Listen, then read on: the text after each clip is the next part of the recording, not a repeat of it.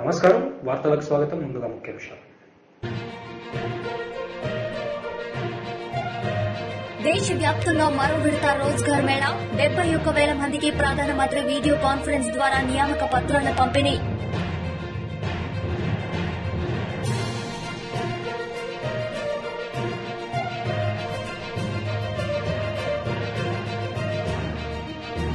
జనసేన క్రియాశీలక సభ్యుడి కుటుంబానికి నాదెండ్ల మనోహర్ 5 లక్షల ప్రమాద బీమా చెక్కు పంపిణీ.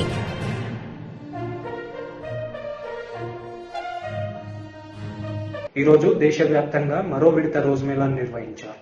కొత్తగా కేంద్ర ప్రభుత్వంలోని వివిధ శాఖలు, ప్రభుత్వ రంగ సంస్థలోని ఎంపికైన 71,000 మందికి ప్రధానమంత్రి వీడియో కాన్ఫరెన్స్ ద్వారా నియామక పత్రాల పంపిణీ చేశారు. अर्थात जो उम्मीदवार आपसे नियुक्ति पत्र प्राप्त करते हैं वो अपनी नई जिम्मेवारी के लिए इस माध्यम से अपना शिक्षण प्रशिक्षण कर सके। हमें ये बात बताते हुए खुशी महसूस हो रही है कि पिछली 2 किश्तों में जिन उम्मीदवारों ने नियुक्ति पत्र प्राप्त किए उन्होंने इस विकल्प का भरपूर उपयोग भी किया है। प्रधानमंत्री जी, बात समाप्त करने से पहले आपकी अनुमति से आपकी ही कही हुई एक बात दोहराना चाहूंगा। रोजगार का अर्थ सिर्फ और सिर्फ सरकारी नौकरी ही नहीं, और ये बात इसलिए कहना जरूरी है कि पिछले 9 वर्ष के आपके प्रधानमंत्री के रूप में कार्यकाल में आपने अनेकों ऐसे विकल्प उपलब्ध करवाए हैं जिससे लाखों की संख्या में रोजगार एवं जीविका के नए अवसर उपलब्ध हुए हैं। उदाहरण के तौर पर देखते ही देखते स्टार्टअप्स की संख्या 1 लाख तक बढ़ जाना, बेरोजगारों के लिए आपके द्वारा प्रारंभ की हुई मुद्रा योजना 700 करोड़ राशि वितरित हो चुकी, 80 लाख लाभार्थी, 70% से अधिक महिलाएं हैं। आपने रेहड़ी वालों की चिंता की तो प्रधानमंत्री स्वनिधि योजना 40 लाख वेंडर पार्टनर्स इसके लाभार्थी रहे। आपके नेतृत्व में अरोमा मिशन प्रारंभ किया गया, हजारों की संख्या में कृषि के माध्यम से रोजगार के अवसर उपलब्ध हुए, और साथ ही साथ आपने गति शक्ति जैसे कार्यक्रम प्रारंभ करके इंफ्रास्ट्रक्चर डेवलपमेंट को जो तेज रफ्तार दी है उससे रातों रात अलग अलग किस्म के रोजगार के अवसर उपलब्ध हुए हैं। उदाहरण के तौर पर प्रधानमंत्री ग्राम सड़क योजना जहां केवल 4.25 लाख किलोमीटर तक बनी थी, आज वो बढ़कर के 7 लाख किलोमीटर तक जा पहुंची। हवाई अड्डे केवल 74 थे इस देश में 2014 में, आज दुगने से भी बढ़कर 148, 300 नए विश्वविद्यालय, मेडिकल कॉलेज जहां पहले 145 हुआ करते थे मात्र 260 उसमें और जोड़ दिए गए, और साथ ही साथ नए आयाम, खादी का उद्योग, 1 लाख करोड़ से अधिक टर्नओवर, खिलौनों के आयात के बजाय उनका निर्यात, ये सब रोजगार उपलब्ध करवाने वाले नए आयाम आपके द्वारा देशवासियों को उपलब्ध करवाए गए हैं। अंत में मैं केवल इतना कहूंगा कि भाग्यशाली थे।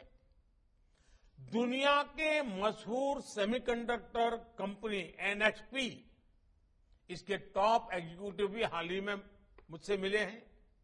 वो भारत के सेमीकंडक्टर इकोसिस्टम के निर्माण और उसके सामर्थ्य को लेकर बहुत पॉजिटिव है।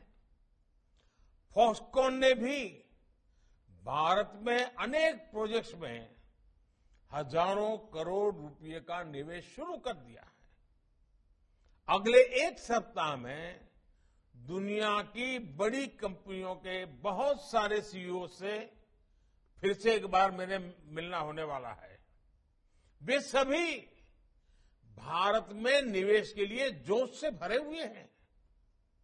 ये सारी बातें, ये सारे प्रयास दर्शाते हैं कि भारत में अलग अलग सेक्टर्स में कितनी तेजी से रोजगार के नए अवसर बन रहे हैं। साथियों, देश में चल रहे विकास के इस महायज्ञ में इतने बड़े परिवर्तनों में अब आपकी सीधी भूमिका होगी। अगले 25 वर्षों में आपको अपने दायित्वों को पूरा करने के साथ साथ विकसित भारत के संकल्पों को भी साकार करना है। मेरा आप सबसे आग्रह है कि इस अवसर का भरपूर उपयोग करें। आज से आपके जीवन में सीखने का भी एक नया दौर शुरू हो रहा है। सरकार का बहुत जोर अपने कर्मचारियों के नए स्किल डेवलपमेंट पर भी है। इसी को ध्यान में रखते हुए ऑनलाइन लर्निंग प्लेटफॉर्म iGOT कर्मयोगी शुरू किया गया है। इस प्लेटफॉर्म पर कई तरह के कोर्सेज उपलब्ध हैं। आप उनका पूरा उपयोग करें। आपकी क्षमता जितनी बढ़ेगी, इतना अपने कार्य पर सकारात्मक प्रभाव पड़ेगा और क्षमतावान लोगों के कारण कार्य पर जो सकारात्मक प्रभाव होता है, उसका प्रभाव देश की सभी गतिविधियों में सकारात्मकता को गति देता है। आज इस महत्वपूर्ण अवसर पर आपके जीवन के एक बहुत महत्वपूर्ण पड़ाव पर मैं एक बार फिर आपको तो बधाई देता ही देता हूं, आपकी नई यात्रा के लिए शुभकामनाएं देता हूं। साथ साथ आपके परिजनों को भी, आपके परिवारजनों को भी, क्योंकि उन्होंने भी आपको बड़ी आशा, अपेक्षा और उमंग के साथ जीवन में आगे बढ़ने के लिए बहुत कुछ दिया है। आज उनको भी मैं अनेक अनेक शुभकामनाएं देता हूं। आपके उज्जवल भविष्य के लिए प्रार्थना करते हुए फिर एक बार बहुत बहुत धन्यवाद।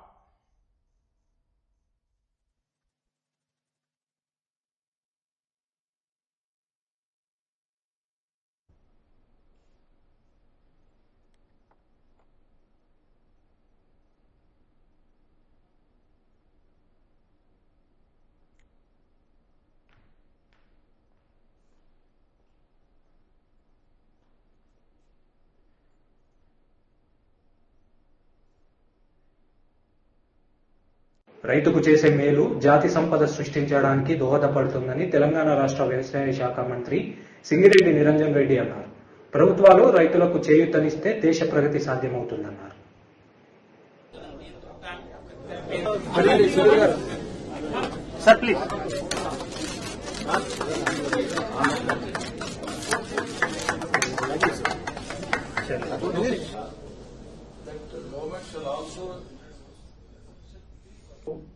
एक टॉप लेवल में ला के रखा कि ये हमें कोई प्राइज के लिए या सर्टिफिकेशन के लिए नहीं, ये एक स्टेट अगर मॉडल होगा हिंदुस्तान में, ये सियासत को छोड़ के बाजू में रखिए, पूरे हिंदुस्तान के किसान का फायदा हो जाए, आज नहीं तो कल हो जाए। अगर हुआ तो हिंदुस्तान अपना तख्ता पूरे इंटरनेशनल मार्केट में और इंटरनेशनल समाज में हिंदुस्तान का बहुत बड़ा जगह होगा। वो जगह अगर किसान के तरफ से होगा, उससे फख्र की बात और कोई भी नहीं रहेगा। ये मैं मानता हूं। मैं भी एक किसान का बेटा हूं, मैं खुद भी किसान खेती करता हूं, आप भी किसानों के मंत्री हैं, किसान के फैमिली से है, आप मेरे से सहमत होते, मैं ऐसा समझता हूं। ये किसान की बात है, किसान मंत्री की बात नहीं। तो मैं बता रहा हूं, मेरे ख्याल आपके सामने रख रहा हूं। जितना भी अपन किसानों के लिए देने के लिए हम प्लान करें तो वो कभी होगा हमेशा के लिए। इस बात से ये एक पेशा है, ये एक प्रोफेशन है जो पूरे के पूरा नेचर के ऊपर डिपेंड होके है, पूरा अनसर्टिनिटी के ऊपर है, पूरा एकदम 100% पक्का करके कल सुबह हार्वेस्ट करने के टाइम तक कुछ भी हो सकता कि किसान पूरा फायदा नहीं ले सकता। రాష్ట్ర అభివృద్ధి యువతకు ఉద్యోగ కల్పనే ధ్యేయంగా ముందుకు వెళ్తున్నామని పారిశ్రామిక శాఖ మంత్రి కె తారక రామారావు అన్నారు. రంగారెడ్డి జిల్లా కొంగరాకాలు గ్రామంలో ఫ్యాక్స్కామ్ సంస్థను మంత్రి భూమి పూజ చేశారు. కార్యక్రమంలో మంత్రి Sabitha Indra Reddy, Foxconn chairman Young Liu తదితరులు పాల్గొన్నారు.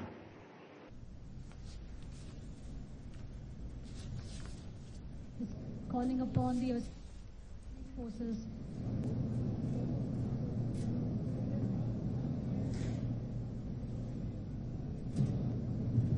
I would request all the guests who are not involved in the puja to please take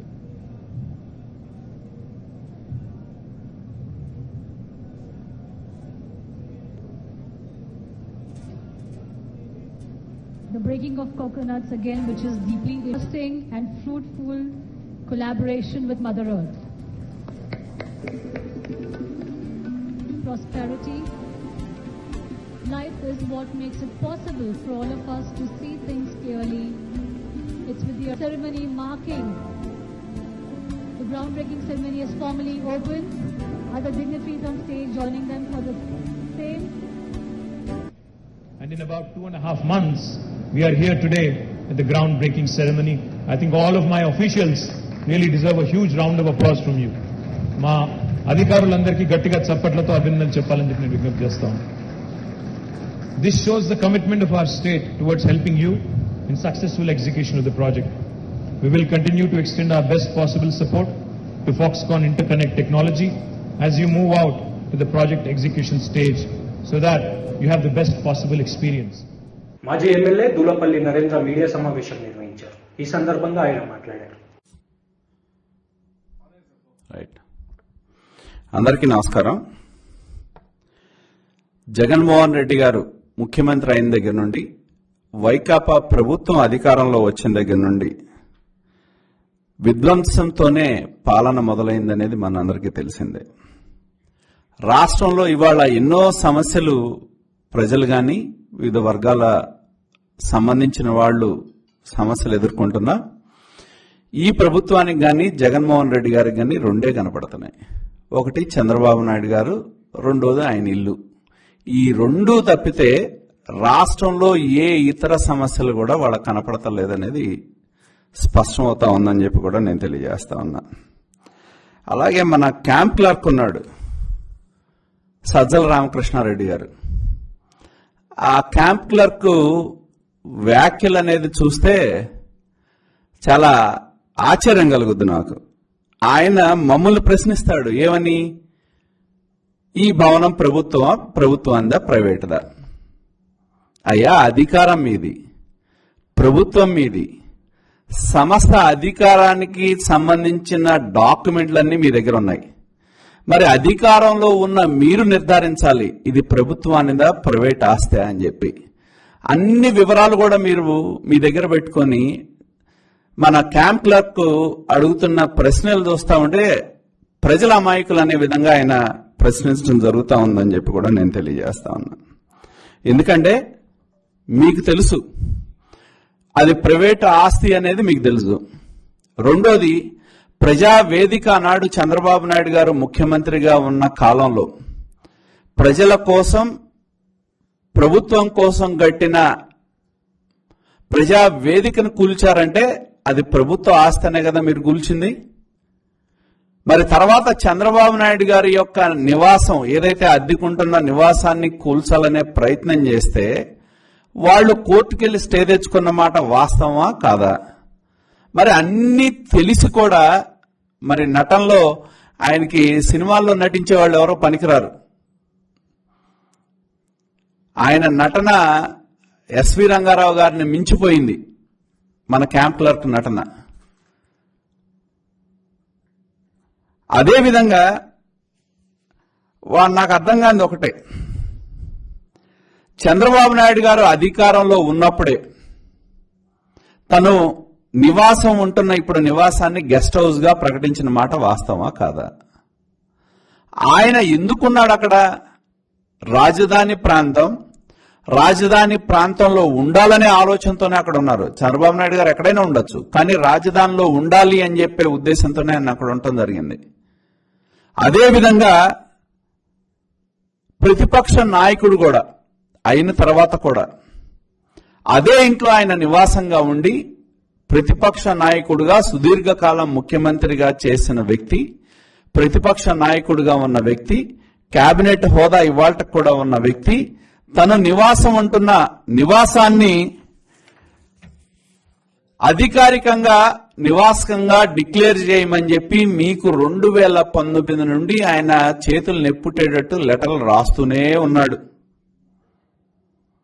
2019 అధికారం కోల్పోయిన దగ్గర నుంచి చంద్రబాబు నాయుడు గారు తాను నివాసం ఉంటున్న తన ఇంటిని అధికారిక నివాసంగా మీరు ప్రకటించండి అని చెప్పి ప్రభుత్వాన్ని పలు సందర్భాల్లో పలు లేఖల ద్వారా కోరితే ఇంతవరకు జరగని మాట వాస్తవం.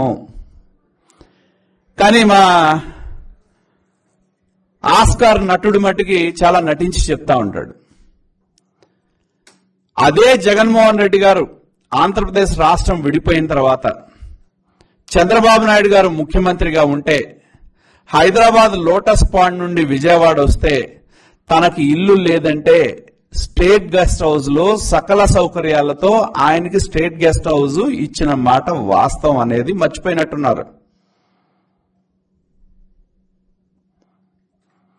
అంటే ఇవాళ ఆ రోజు మేము విశాలమైన దృక్పథంతో చంద్రబాబు నాయుడు గారు ఉంటే ఇవాళ మీ సంకుచిత మనస్తత్వంతో ఏదొక రూపేణ చంద్రబాబు నాయుడు గారు ఉంటున్న నివాసాన్ని ఏ విధంగా అయితే ప్రజా వేదిక పడగొట్టారో అదే విధంగా తన యొక్క నివాసాన్ని పడగొట్టాలనే ప్రయత్నం చేసి అది సాధ్యం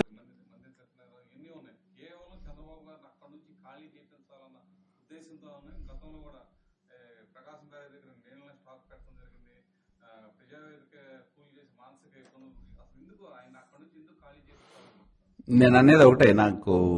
నేను అనేది ఇప్పుడు మీరు కృష్ణానది అటు ఇటు చూసుకుంటే నేను అంటుంది అదే, అటు ఇటు చూసుకుంటే వేల నిర్మాణాలు ఉన్నాయి, దానిలో ప్రభుత్వ భవనాలు కూడా ఉన్నాయి. అవేవి ఇక్కడ కనపడతా, ఒక్క చంద్రబాబు నాయుడు గారి ఇల్లే కనపడుతుంది. మీరు చెప్పినట్టు కృష్ణానది వరదలు వస్తే నీళ్లు నిలిపి ముంచాలనే ప్రయత్నం చేశారు, అది సాధ్యపడలా. ఎంతవరకు నిలుపుతారు? ఏదో టైంలో వదలాల్సిందే, ప్రకృతి అది. అలాగే ఇవాళ కేవలం ఏంటంటే చంద్రబాబు నాయుడు గారిని ఏదో ఒక రకంగా ఇబ్బంది పెట్టాలి, ఏదో ఒక విధంగా బురద జల్లాలి అనే దృక్పథం తప్పితే ఇంకేం కనపడతలా. ఇప్పుడు ఆ ఉన్న ఇల్లు కూడా ఏదో ఒకటి చేస్తే ఆయన వచ్చి రోడ్డు మీద ఉంటాడా? ఒకడు గుర్తుంచుకోవాలి, చంద్రబాబు నాయుడు గారు ఎటువంటి సౌకర్యాలు లేని రోజుల్లో కూడా పెద్ద పెద్ద తుఫాన్లు వస్తే ఆయన వైజాగ్ ప్రాంతంలో వెళ్ళి బస్సులో కాపురం ఉన్నాడు ఆయన. కానీ జగన్మోహన్ రెడ్డి గారి విలాసవంతం ఏంటంటే ఆయన వైజాగ్ వెళ్ళాలంటే ఆయన సతీమణి ఫ్లైట్ ఎక్కుతారు, బేగంపేట ఎయిర్పోర్ట్ లో దిగుతారు, వాళ్ళ సతీమణి దిగుతారు, ఆయన వైజాగ్ వెళ్తాడు. ఆయనది విలాసవంతమైన జీవితం. చంద్రబాబు నాయుడు గారికి చిన్న బస్ జాలు ఉండటానికి. అధికారాన్ని దుర్వినియోగం చేయటం కానీ అధికారాన్ని విలాసవంతంగా ఉపయోగిస్తుంది ఎవరంటే జగన్మోహన్ రెడ్డి, చంద్రబాబు నాయుడు గారు కాదు.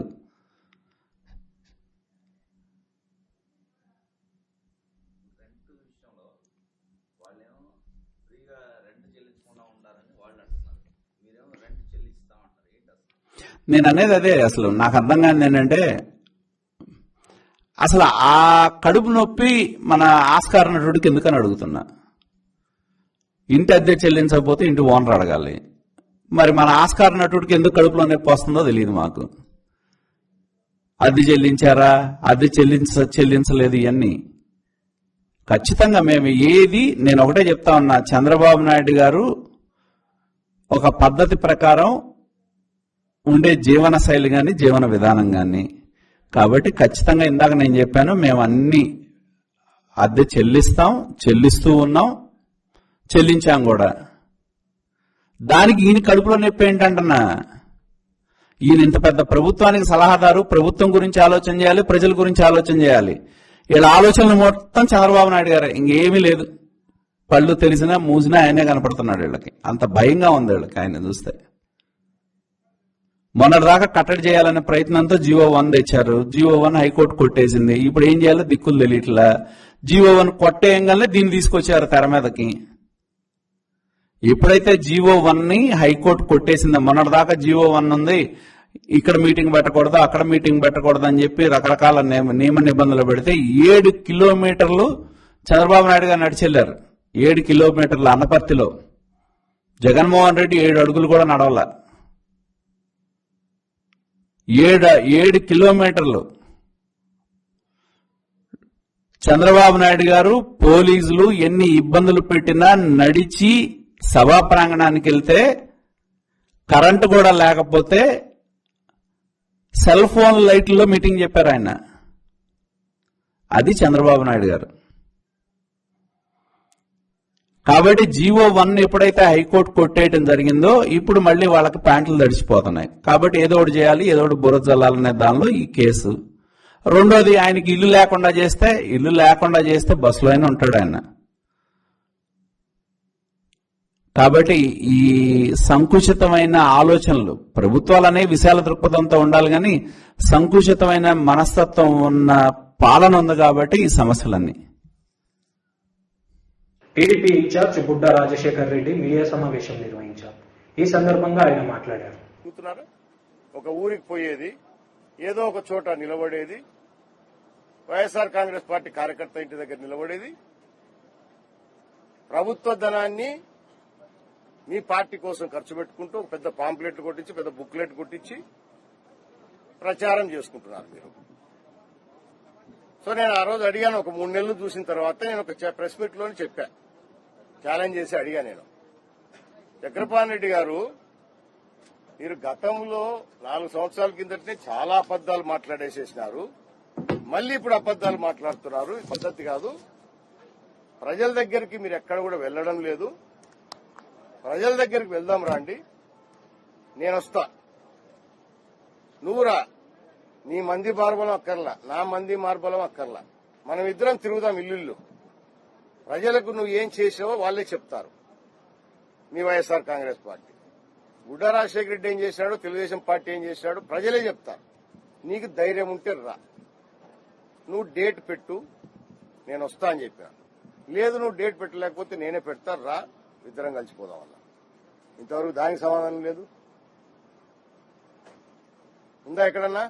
ఏ రోజన్నా నీ పార్టీ మేనిఫెస్టోనే కాకుండా నీ లోకల్ మేనిఫెస్టో ఒకటి ఇచ్చినావు, నువ్వు ఇచ్చిన లోకల్ మేనిఫెస్టోలో నువ్వు ఎన్ని హామీలు నెరవేర్చినావు చెప్పు అని అడిగినా, దానికి సమాధానం లేదు. ఎక్కడన్నా ఉందా ఏ రోజన్నా? నేను చేసిన మీ ప్రెస్ లో పెట్టిన వీడియోలు ఇప్పుడు ఏమంటారు చూద్దాం రా, పోయి ఇప్పుడు నీ జగన్మోహన్ రెడ్డి ఏమంటారు చూద్దాం రా, చంద్రబాబు నాయుడు గారిని ఏమంటారు చూద్దాం రా, పోదాం రా. ఇది చేత కాదు, ఊకేదో 4 మైకులు వేసుకునేది మాట్లాడుతున్నది, మీడియాలో పెడుతుండేది. జనం ఏం తిక్కనాకుడులు కాదు, బ్రహ్మాండమైన తెలివైన వాళ్ళు. పాపం ఒకసారి పొరపాటైనారు, మోసపోయినారు, ఇప్పుడు మిమ్మల్ని తోలుదీసే కార్యక్రమం పెడతారు. అది మీకు కూడా బాగా తెలుసు. లేకపోతే గంభీరం అంటాడు సార్, ఏదో ఒకటి మాట్లాడుతున్నాలా, మళ్ళీ టికెట్ కాపాడుకోవాలా. ఇంకా నీకేం మీ చక్రబాబు జగన్మోహన్ టికెట్ ఇస్తాడో లాగా నాకైతే తెలియదంటే కొంతవరకు తెలిసింది, నువ్వు పీకే లిస్ట్ లో లేవని తెలిసింది. అంటే మీ ప్రశాంత్ కిషోర్ లిస్ట్ లో ఆయనదంట కదా శాసనం, వైఎస్ఆర్ పార్టీలోది అధ్యక్షులు లేదు, ఆయన రాసినది జరగాలంట. ఇప్పుడు ఆడ కూడా బేరం పెట్టిట్టాడు వీడు, ఆ ప్రశాంత్ కిషోర్ టీంలో కూడా బేరం పెట్టిట్టాడు వీడు, ఏం తక్కువడు కాదు. అట్టాడి మాత్రం బాగా చేస్తారు. ప్రజలు నమ్మి గెలిపించిన వాళ్ళ కథ చూడు, 38,000 మెజార్టీ ఇచ్చినారు. అసలు మేము ఏం చూసి జనం ఇంత మెజార్టీలు ఇచ్చారా వీళ్లకు, మేమేమి అంత పాపాలు చేసామో మాకు ఒక్కోసారి చాలా డౌట్ వస్తుండే. అయితే మాకు 6 నెలలకు అర్థమైంది, ఓహో మనం తప్పు చేయలే, ప్రజలు తెలుసుకుంటారు. తెలుసుకునే రోజు వీళ్ళను ఓట్ల రూపంలో కాదు, రేపు తన్నే రూపంలో కూడా ఉంటుంది. చూడండి, నేను చెప్తున్నా, జరగబోయేది అదే. అంటే ఈ ఏడాది పారిపోయి హైదరాబాద్ ఉంటాడేమో, నేనే తెచ్చిపెట్టానులే, తెచ్చిపెట్టే ప్రసక్తి లేదు. ఇక మీద నువ్వు నోరు అదుపులో పెట్టుకో. ఇప్పుడు నా ప్రెస్ మీట్ చూసి వస్తాయి నీకు లింకులు అన్ని పంపిస్తా, నేనే చదువుకో, విను. నీకు ధైర్యం ఉంటే ఇట్లాంటివి కాదు, ఏది నువ్వు ఇవ్వడం నేను ఇవ్వడం, నువ్వు ఇవ్వడం నేను ఇవ్వడం, ప్రెస్ ముందర వద్దు, ప్రజలకు పోదాం రా. నిజంగా నీకు దమ్ము ధైర్యం ఉంటే రా, నేను లోఫరా నువ్వు లేఫరా ప్రజలు చెప్తారు. మళ్ళా ప్రెస్ మీట్లకి నా తప్పుడు కూతలు చూసామనుకో, ఇంకా నిన్ను మున్నోపి కూడా ఏమన్నా కొత్తగా నేర్చుకుంటాం. ప్రజలకు రాపోదాం. ఎన్ని పనులు చేసినామా, ఎప్పుడు లేని అభివృద్ధి చేశాం. అసలు ఈ నియోజకవర్గంలో చేసిందే తెలుగుదేశం పార్టీ, మా తండ్రి ఉన్నప్పుడు కానీ, మా అన్న ఉన్నప్పుడు కానీ, నేనున్నప్పుడు కానీ. నువ్వేం చేసినావు? నువ్వు ఏం చేయలేదు. ఆ 2.5 నాకంటే 2.5 సంవత్సరం ముందు ఉండవు. నువ్వు తెలుగుదేశం పార్టీలో ఎన్ని కోట్ల రూపాయలు తీసుకొచ్చినావు? అది కూడా శ్రీశైలం కాదు, కృష్ణా పుష్కరాల సందర్భంగా వచ్చినాయి. ఈయన ఉన్నప్పుడు ఈయన పోయి ప్రత్యేకంగా తెచ్చింది ఏం లేదు. 2 కోట్ల రూపాయల షాదీఖానా నియోజకవర్గంలో ముస్లిం మైనార్టీస్ ఉన్నారని నేను రాష్ట్రంలో ఎక్కడ ఇలా చంద్రబాబు నాయుడు గారు మన నియోజకవర్గానికి ఇచ్చారు. తీసుకొచ్చినాం, శాంక్షన్ చేసినాం, పనులు కూడా మొదలు పెట్టించినాం. అది ఆపేసినావు. నియోజకవర్గాలు అన్ని శాధికారాలు ఆగిపోయినాయి. డ్రింకింగ్ వాటర్ స్కీమ్ ఆత్మకూరుకు ఆగిపోయింది. అవి పూర్తి చేయ ముందు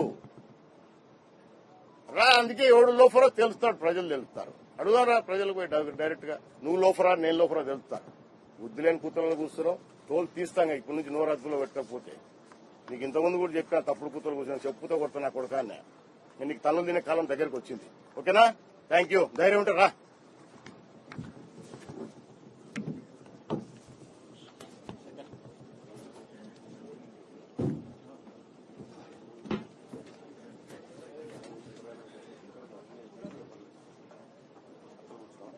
జనసేన క్రియాశీలక సభ్యుడి కుటుంబానికి నాదెండ్ల మనోహర్ 5 లక్షల ప్రమాద బీమా చెక్కు పంపిణీ చేశారు. ఈ సందర్భంగా ఆయన మాట్లాడారు.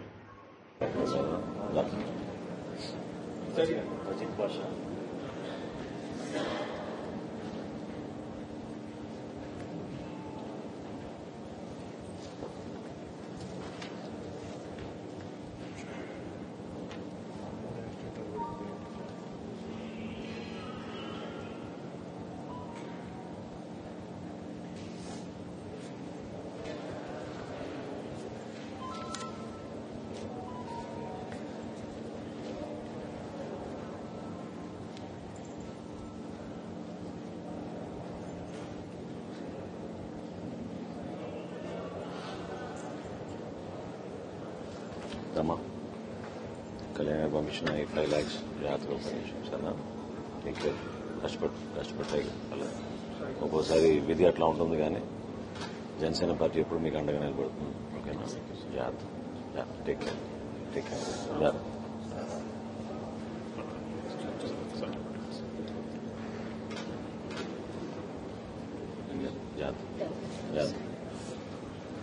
అమ్మాయిని బాగా చూసుకోండి. Whatever support. ధైర్యం అనండి. ఒక్కోసారి డెస్టినీ మన చేతిలో ఉండదు. బట్ జాగ్రత్త మా మీరు ఎప్పుడు ఉంటాం, అండగా ఉంటాం. Don't worry. సరేనా? జాగ్రత్తగా చేసుకోండి. అది మీ ఫ్యామిలీ ఇష్యూస్ అవి మీరు ఎట్లా కావాలో అట్లా సెటిల్ చేసుకుని దాంట్లో ఎవరు ఇన్వాల్వ్ అవ్వాల్సిన డోంట్ గో బియాండ్ దాట్. నష్టపోయింది ఆమె పాపం. whatever they feel comfortable at them to come. But she deserves it. Pawan Kalyan గారు ఎప్పుడు కూడా వ్యక్తిగతంగానే కాదు, సమాజంలో అందరికీ మనం ఈ విధంగా ఉపయోగపడాలనే ఆలోచన తప్ప. సో మేము పార్టీ నుంచి ఎప్పుడు ఆయన దేశంలో చేస్తాం. ఓకేనా? జాగ్రత్త. Thank you.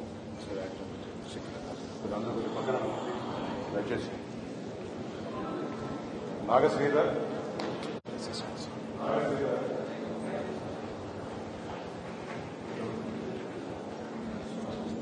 వార్తలు ముగించే ముందు ముఖ్యాంశాలు మరోసారి.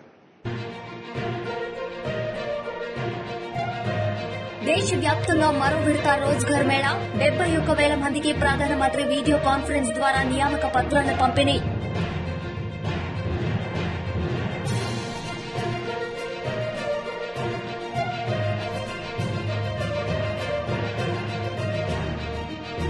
జనసేన క్రియాశీలక సభ్యుడి కుటుంబానికి నాదెండ్ల మనోహర్ 5 లక్షల ప్రమాద బీమా చెక్కు పంపిణీ.